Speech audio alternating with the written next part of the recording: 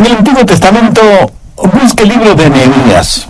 Y quiero que notemos lo que considero el versículo que marca la pauta para todo este libro. Vamos a ver Nehemías 2:20. Y luego regresaremos al comienzo del libro. Y me gusta mucho Nehemías 2:20 porque tiene mucha aplicación para nosotros hoy en día. Dice así: y en respuesta les dije, el Dios de los cielos nos prosperará, y nosotros, sus siervos, nos levantaremos y edificaremos. ¿No le parece estupendo este versículo? El Dios de los cielos, Él nos prosperará, y nosotros, sus siervos, nos levantaremos y edificaremos. Ahora regresemos al capítulo 1 de Nehemías. El título del mensaje de hoy es ¿cómo convertir problemas en posibilidades? ¿Alguno de ustedes tiene problemas? Si los tiene, felicitaciones, porque los problemas son en realidad oportunidades disfrazadas. Y usted necesita aprender que Dios quiere que vea sus problemas como algo potencialmente bueno y que vea sus adversidades como oportunidades. Un cristiano no es alguien que ve una dificultad en cada oportunidad, sino lo contrario, ve una oportunidad en cada dificultad. Al estudiar el libro de Nehemías o cualquier otro libro de la Biblia, si usted quiere entender la palabra de Dios, hágase las siguientes 3 preguntas. Primera, ¿qué significó entonces? O sea, que debe estudiar el contexto histórico. Segunda, ¿qué significa ahora? O sea, tómalo del pasado y lo ubique en el presente. Tercera, ¿qué significa para mí personalmente? Si usted estudia la Biblia de esta manera, la palabra de Dios se volverá vida en su vida y será un libro de vital importancia para usted. De esa manera vamos a estudiar Nehemías, lo que significó entonces, lo que significa hoy y lo que significa para nosotros en forma personal. Y ya sea que corporativamente o individualmente busquemos el transformar problemas en posibilidades, vamos a descubrir que Dios tiene un maravilloso plan para nosotros. Hay 3 pasos de preparación si deseamos hacer algo significativamente glorioso en el nombre de Jesús. 3 pasos para alcanzar el máximo potencial. Primero, visualizar. Nehemías 1, los 3 primeros versículos. Palabras de Nehemías, hijo de Acadías. Aconteció en el mes de Kislev, en el año 20, estando yo en Susa, capital del reino, que vino Hanani, uno de mis hermanos, con algunos varones de Judá, y les pregunté por los judíos que habían escapado, que habían quedado de la cautividad, y por Jerusalén. Y me dijeron, el remanente, los que quedaron de la cautividad están en gran mal y afrenta, y el muro de Jerusalén derribado y sus puertas quemadas a fuego. Trasfondo. El profeta Nehemías está en Persia y ha visto a ciertos hermanos que habían estado recientemente en Jerusalén. Recuerde que en ese entonces no había radio, ni televisión, ni periódicos, ni teléfonos celulares, ni internet, como ahora. Nehemías quería tener noticias de su gente, de su ciudad, en qué condiciones estaban. Quería visualizar lo que sucedía con ellos y le informaron. Yo estoy seguro que con lágrimas en los ojos le dijeron, oh, Nehemías, te será difícil creer la degradación, la desolación, el peligro y la pobreza en que ha caído la ciudad. Sus hermosas puertas de acceso han sido quemadas. El muro ha sido destruido. Las calles están llenas de hierba mal y basura. La gente está desanimada, viviendo en pobreza y padeciendo hambre. Y Nehemías pudo visualizar este trágico cuadro. Una gran parte del libro de Nehemías es el relato de la reconstrucción del muro de Jerusalén. Ahora, ¿qué significa para nosotros hoy en día la reconstrucción del muro de Jerusalén en el Antiguo Testamento? Verá, el muro para nosotros hoy es algo simbólico. Muros o paredes significan protección y separación. Hablan también de conservación y de la gloria de Dios. En la Biblia, el muro, especialmente alrededor de la ciudad de Jerusalén, tiene un significado simbólico. Es una manifestación de la gloria de Dios, de la salvación provista por Dios, de la protección de Dios sobre su pueblo. Pero el muro estaba destruido. ¿Qué significa eso para nosotros en nuestros días? Que estamos llamados a reconstruir algunos muros destruidos. Y quiero que piense conmigo en lo siguiente. En la actualidad tenemos algunos muros que están o resquebrajados o completamente destruidos. Por ejemplo, el muro de la seguridad nacional. Tenemos que reconocer que nuestros países están en peligro. No crea que porque su país es pequeño y sin ninguna influencia internacional está libre de peligro. En general, estamos marchando desaprensivamente por el camino que conduce a Sodoma y Gomorra, y creo que la ira de Dios es inminente, a menos que como individuos y como nación nos arrepintamos y pidamos perdón a Dios. Estamos perdiendo imperceptiblemente en nuestras libertades día a día. ¿Será necesario que perdamos todas nuestras libertades para que las apreciemos? En 1808, el político irlandés John Philpot Curran dijo: la vigilancia eterna es el precio de la libertad. Pero nos hemos olvidado de estar vigilantes porque nos hemos olvidado de Dios. ¿Cuál es el resultado de esto? Pues solo mire a su alrededor. Estamos viendo el colapso de la moralidad, la desintegración de la familia, el nivel del crimen ha alcanzado cifras escalofriantes y estamos viviendo en el siglo más sangriento de la historia humana. Este es el fruto que estamos cosechando, porque nos hemos olvidado de Dios. Ahora escucha atentamente lo que voy a decir. Aunque en la actualidad no se hable mucho del comunismo, eso no quiere decir que ha desaparecido. No, está agazapado en las sombras, porque tiene la firme convicción de que ellos conquistarán nuestro país sin disparar un solo tiro. Creen que caeremos en sus manos como fruta pasada de madura. Y quiero que sepa lo siguiente acerca del comunismo. Muchos jóvenes no aprenden en los colegios o universidades el peligro que representa el comunismo, porque contrario a la opinión popular, el comunismo no es primordialmente un partido político ni una teoría económica. Es una forma perversa de religión que tiene a Carlos Marx como su Mesías y como Biblia, el libro del Capital, que él escribió. Y es una religión con énfasis misionero. Sus misioneros van por todo el mundo predicando que Dios no existe. Y tienen que hacer esto porque si no lo hacen, su plataforma se vendría al suelo. El comunismo es una religión impía. Verá, una vez que se niega la existencia de Dios, entonces el ser humano ya no tiene ninguna importancia. El hombre no es más que materia en acción. No es alguien hecho a la imagen de Dios. Y como no es más que una máquina sofisticada, puede ser exterminada. Por eso no es extraño que este mismo momento en algunos países dominados por un comunismo extremista, miles de personas estén siendo asesinadas, porque el comunismo es indescriptiblemente inmoral en todos sus caminos. Y si es que el ser humano no es más que ser un animal, no debe extrañar a nadie que el comunismo trate a las personas como animales. Alguien dijo que el plan comunista para conquistar nuestros países es el siguiente: cercamiento externo y demoralización interna, más chantaje termonuclear para obtener una rendición progresiva. Y eso es exactamente lo que está pasando.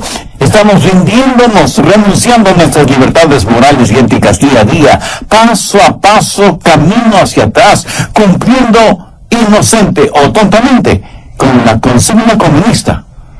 Lo que muchos no comprenden es que el comunismo es una idea, una filosofía que no se puede eliminar con una bala. Lo único que puede vencer una idea es otra idea superior. Y esa idea superior no es el capitalismo, sino el cristianismo. La única cosa que podrá vencer a una impiedad militante será una piedad militante. Dicen que el promedio de existencia de una civilización es de 200 años y y que las naciones comienzan a sucumbir y las murallas de defensa derrumbarse en 9 ciclos. Primero, de la esclavitud a la fe espiritual. Segundo, de la fe espiritual al coraje, la osadía. Tercero, del coraje a la libertad. Cuarto, de la libertad a la abundancia. Quinto, de la abundancia al egoísmo. Sexto, del egoísmo a la complacencia. Séptimo, de la complacencia a la apatía. Octavo, de la apatía a la dependencia. Y noveno, de la dependencia, de regreso a la esclavitud. Creo que en términos generales, nosotros nos encontramos entre los ciclos 7 y 9. Las paredes se derrumban y necesitamos reconstruirlas para defender nuestra vida espiritual y nuestra nación. Armamento bélico tenemos más que suficiente, pero ya casi no tenemos armamento espiritual. Muchos países del mundo son áreas de desastre debido a inundaciones, huracanes, terremotos, deslizamientos. Eso en lo físico, lo material. En lo moral, hace 100 años, solo el 3% de los matrimonios terminaba en divorcio. En la actualidad, más del 60% de los matrimonios terminan en divorcio. ¿Se dan cuenta?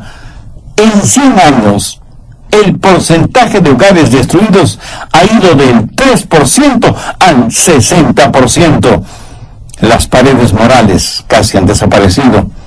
Tanto es así que hay un poderoso movimiento socioliberal que proclama que el divorcio es bueno y que en última instancia no son los padres los que deben encargarse de la educación y la formación moral y espiritual de los hijos, sino agencias y personas especializadas. Lo que están diciendo con esto es que quieren hacerse cargo de nuestros hijos, de nuestros nietos, para indoctrinarles y lavarles el cerebro para que estén listos a funcionar en la nueva sociedad que ya está siendo creada. Y tenemos que visualizar todo esto. No podemos ser como el avestruz enterrando nuestra cabeza en la arena, como si por eso la realidad dejara de ser realidad. Las paredes de la decencia se están destruyendo. Antes el material pornográfico solo se lo vendía en ciertos lugares de dudosa apariencia. Hoy encontramos material pornográfico en cualquier lugar de revistas, en librerías, en los aeropuertos y en la actualidad en la internet, por supuesto. Ya nada nos sorprende ni nos llama la atención. Y aquello que antes nos hacía sonrojar, viéndolo en los demás, hoy nos divierte. Lo que era malo hasta hace unos pocos años atrás, ahora es bueno y aceptable. Y pavimenta así el camino para las cosas peores que vendrán en el futuro desde el punto de vista moral y ético. Tal parece que ya hemos llegado al fondo del tacho de la basura moral y espiritual. Y sin embargo, la mayoría de personas hacen bromas y se burlan de los mandamientos de Dios, especialmente el que dice que no debemos cometer adulterio. En nuestros días hemos aceptado la pornografía como una cosa natural, y eso asusta. Y la gente dice, pues no hace ninguna diferencia, la pornografía no afecta a nuestros hijos ni a nuestro matrimonio. Con todo respeto, pero tengo que decirlo, es una estupidez el decir que la pornografía no afecta a nuestra mente. Proverbios 6, los versos 27 y 28 dicen, ¿tomará el hombre fuego en sus senos sin que sus vestidos ardan? ¿Andará el hombre sobre brasas sin que sus pies se quemen? Escúcheme, ¿puede una persona comer solo basura sin que su salud sea afectada?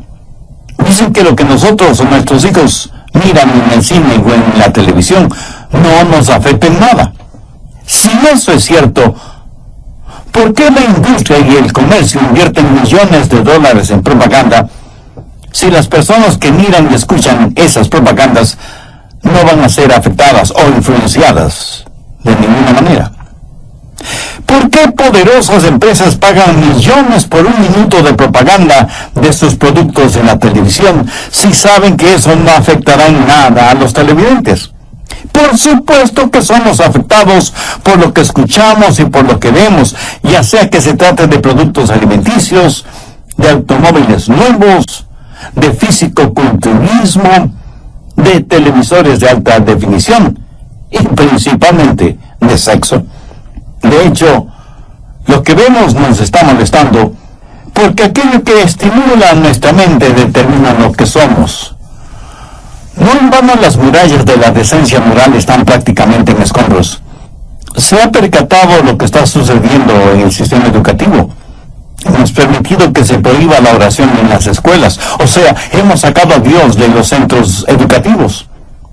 Con Dios y sus palabras fuera de las aulas, se abrieron las puertas para el evolucionismo, el homosexualismo, el libertinaje sexual, el aborto, las enfermedades venéreas, la violencia, las drogas. Para poder poner en vigencia todas estas cosas, era necesario sacar a Dios y prohibir su palabra.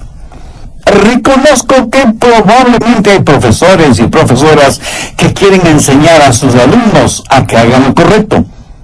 Pero en nuestro mundo moderno, ¿quién determina lo que es correcto o incorrecto? Solamente Dios puede hacerlo. Por eso, como individuos y como nación, debemos retornar a Dios. ¿Cómo podemos gobernarnos moralmente? A menos que volvamos a pararnos sobre bases morales permanentes y no sobre una moral relativa que cambia de generación en generación de acuerdo a intereses o deseos personales. En el Salmo 11:3 leemos: si fueren destruidos los fundamentos, ¿qué ha de hacer el justo? Las murallas de la moral, de la decencia, de la doctrina están poco menos que en escombros. Debemos retornar a Dios. Con todo mi corazón, creo que no hay error tan grande que no pueda ser corregido, pero necesitamos una generación de pastores, de predicadores, que puedan declarar sin temor ni temblor: así dice el Señor. Necesitamos ministros que prediquen la infalible y eterna palabra de Dios con y por convicción, no por conveniencia. En el programa anterior mencioné que hay 3 pasos de preparación si deseamos hacer algo significativamente glorioso en el nombre de Jesús. Y hablé del primer paso, que es visualizar, o sea, imaginar en la mente, ver con la mente algo que no se ha realizado o que está distante. Y eso es lo que pasó con Nehemías en relación con Jerusalén. Él estaba en Susa, en Persia, y recibió noticias de que los muros de Jerusalén estaban destruidos y las puertas quemadas. Y dije que por analogía hemos permitido que nuestros muros de moralidad y decencia sean destruidos poco a poco, permitiendo que un liberalismo teológico y doctrinal se infiltre en las iglesias. Por eso en algunas iglesias ya no se predica en realidad la palabra de Dios, sino el pensamiento de los hombres. Desde algunos púlpitos se hace más y más énfasis en que nosotros somos los capitanes de nuestro propio destino, que depender de la seguridad de las promesas de Dios. El tema de predicación actual parece ser la tolerancia. Y aunque lo que dicen suena muy bonito y atractivo, no es bíblico. Pero muchas personas, aún creyentes, piensan que en verdad debemos ser tolerantes. Mi amigo, si usted piensa así, está en su derecho. Siga siendo tolerante y terminará tolerando todo, hasta lo intolerable. Continuemos. Antes de que malinterprete lo que acabo de decir, permítame aclarar algo. No digo que no debemos amar a las personas como individuos, quien quiera que sean, donde quiera que estén, cualquiera que sea su filosofía o su credo o su raza o su color. Deben ser amadas porque Jesús las ama, sin que importe quiénes sean. Pero no debemos tolerar filosofías o credos o enseñanzas impías que minimizan quién es Dios y destruyen las fibras espirituales, éticas y morales, no solo de las personas, sino también de las naciones. Segundo paso, agonizar. Nehemías 1:4. Cuando oí estas palabras me senté y lloré, e hice duelo por algunos días. Y ayuné y lloré delante del Dios de los cielos. ¿Qué clase de oración fue esa? Fue una oración de contrición. Fue una oración en donde Nehemías lloró amargamente e intensamente por su ciudad. En nuestro mundo moderno parece que ya nos sentimos con esa intensidad. Ni las gentes, ni las iglesias, ni las naciones oran y lloran. Hemos perdido hasta la capacidad de sonrojarnos. ¿Cuándo fue la última vez que usted tuvo o estuvo en una vigilia de ayuno y oración? ¿Cuándo fue la última vez que usted lloró por el alma de una persona no salva? En la actualidad oramos en lágrimas, damos en sacrificio, y el ayunar es casi desconocido, aún entre gente religiosa. Entonces no debe llamarnos la atención el que sembremos y nada cosechemos. Llorar, orar, ayunar, buscar afanosamente el rostro de Dios es una virtud que se ha perdido. Y no hay forma de regresar a Dios a menos que comencemos a orar con contrición, con quebrantamiento interior. Pero la oración de Nehemías no solo fue de contrición, sino también de confesión. Mire lo que dice en el verso 6. Esté ahora atento tu oído y abierto tus ojos para oír la oración de tu siervo, que hago ahora delante de ti día y noche, por los hijos de Israel, tus siervos, y confieso los pecados de los hijos de Israel que hemos cometido contra ti. Sí, yo y la casa de mi padre hemos pecado. Esta confesión en oración fue nacional y personal. Nehemías dijo, Israel ha pecado y yo he pecado. Amigos que me escuchan, debemos orar por nuestras ciudades, nuestros países. Debemos arrepentirnos en forma nacional. Pero esto no nos será posible, a menos que primero nos arrepintamos en forma personal. Veamos los versos del 8 al 10.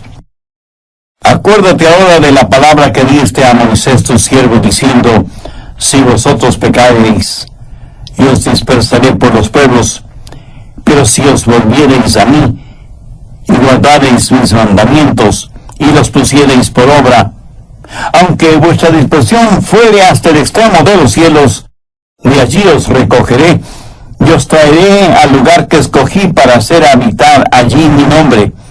Ellos pues son tus siervos y tu pueblo, los cuales redimiste con tu gran poder y con tu mano poderosa.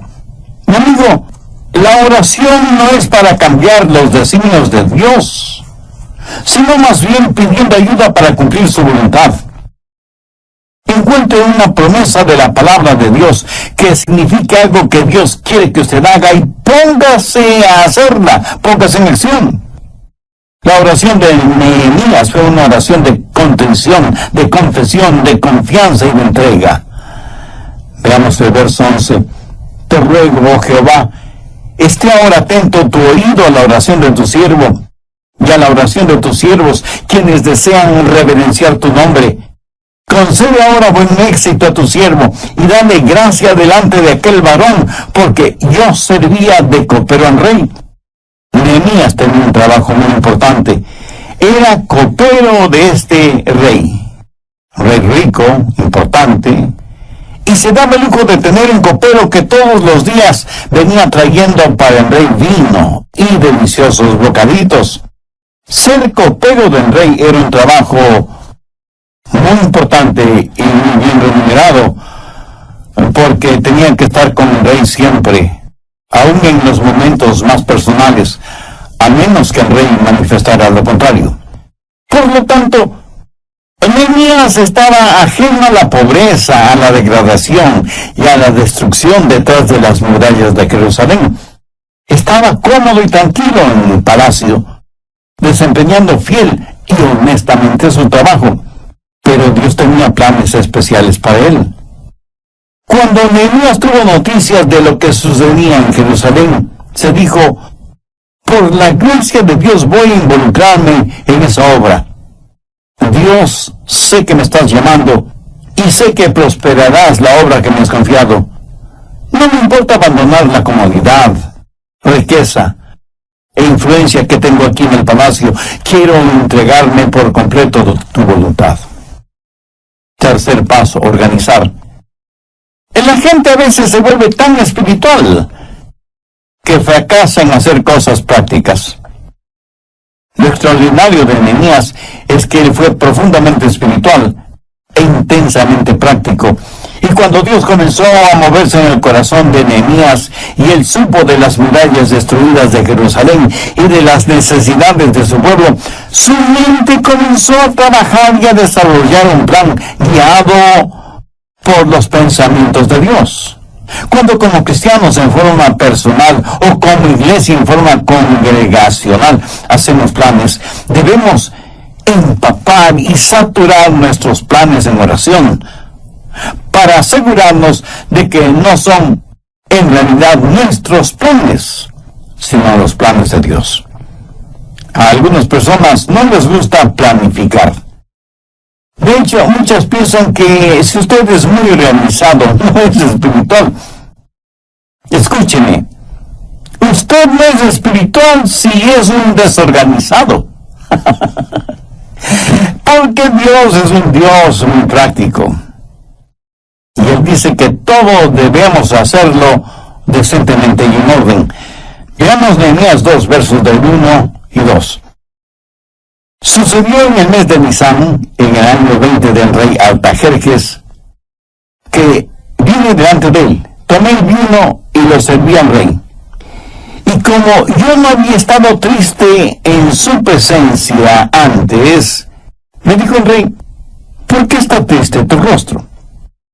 Pues no estás enfermo. No es esto, sino quebranto de corazón. Entonces temí en gran manera. ¿Por qué Nehemías estuvo temeroso de estar triste?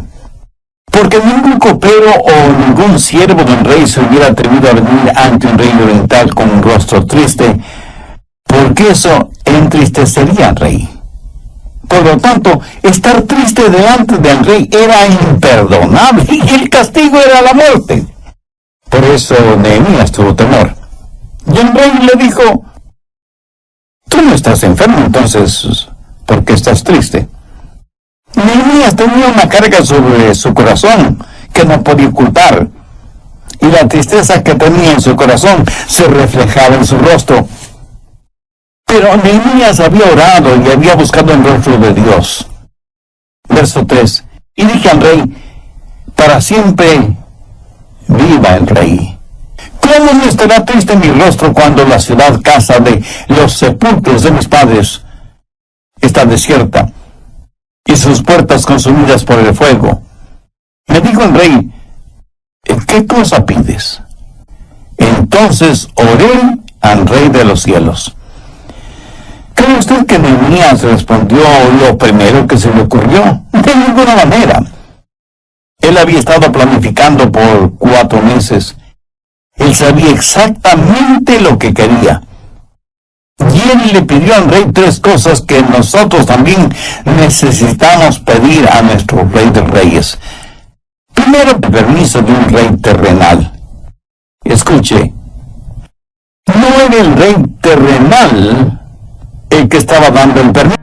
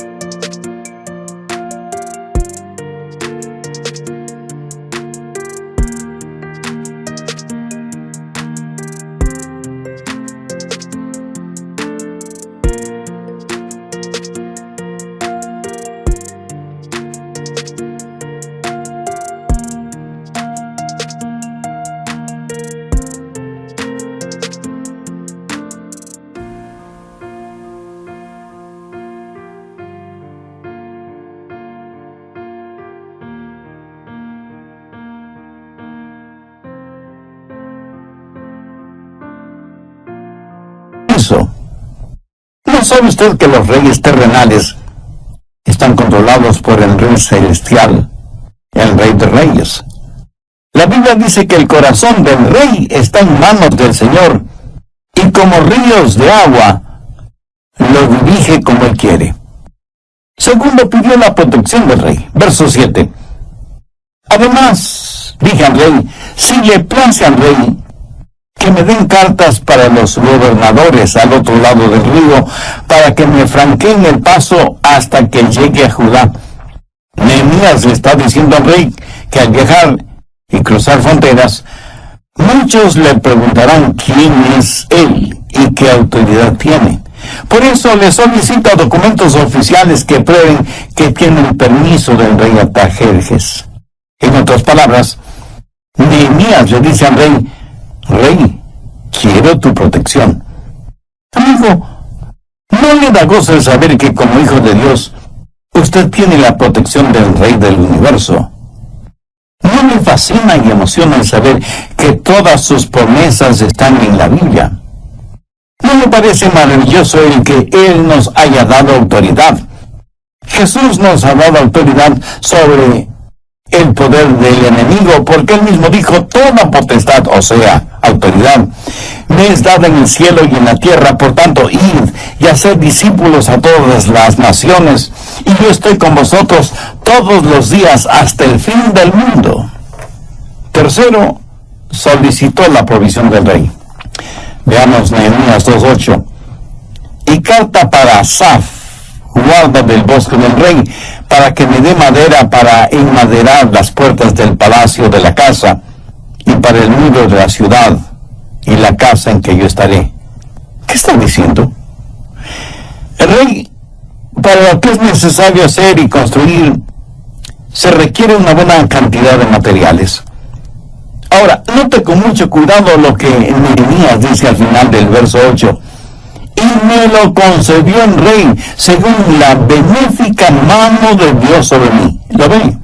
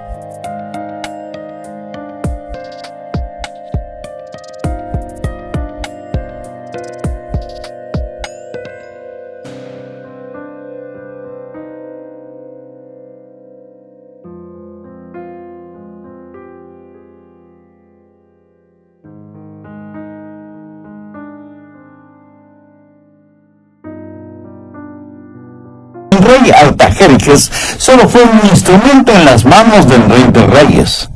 Anote al margen Proverbios 21:1. Como los repartimientos de las aguas, así está el corazón del rey en manos de Jehová, a todo lo que él quiere lo inclina. Escúcheme, hasta que usted no vea, por así decirlo, la carga que el Señor le ha dado y agonice frente a esa responsabilidad y confiese sus pecados y entregue en forma total su ser a la voluntad de Él, usted no tiene el derecho de organizar nada o empezar nada. Usted debe ser capaz de decir, Dios, solicito tu permiso, quiero tu protección y necesito tu provisión porque estoy listo para la labor. Ahora, yo no estoy hablando de construir un edificio, estoy hablando de construir una vida, de construir una familia, de construir buenas relaciones interpersonales. Ya es tiempo de que los hijos e hijas de Dios empiecen a actuar como eso, como hijos e hijas de Dios. La Biblia dice que los hijos de Dios harán cosas extraordinarias. Yo pido que usted sea ayudado por Dios, para que Dios le ayude a usted, para que Dios me ayude a mí, nos ayude a nosotros a entender lo que esos acontecimientos significaron entonces, lo que significan ahora y lo que significarán para nosotros en forma personal. ¿Qué es lo que Dios le está enseñando a usted, a mí ahora mismo, en el lugar en el cual Él nos ha puesto? Que ya es tiempo de que sintamos ansiedad y hasta desesperación por realizar la labor que Dios nos ha dado. Voy a orar una pequeña oración y le invito para que usted ore también conmigo si es que aún no tiene a Cristo como su Salvador. Ore con sus propias palabras, pero ore con convicción, con fe, sinceramente. Eterno Dios, gracias por darme este impacto espiritual por medio del mensaje de tu palabra. Y reconozco que hasta ahora solo he vivido un ritual religioso, no una relación de compromiso contigo. También sé que soy pecador y que necesito de tu gracia y tu misericordia. Querido Señor Jesús, tú sacrificaste tu preciosa vida en la cruz del Calvario como pago por la culpa de mis pecados para perdonarme, limpiarme, salvarme y darme vida abundante. Hoy te recibo como mi Salvador y mi Señor. Hazme la clase de persona que tú quieres que sea. Lo pido en tu santo nombre.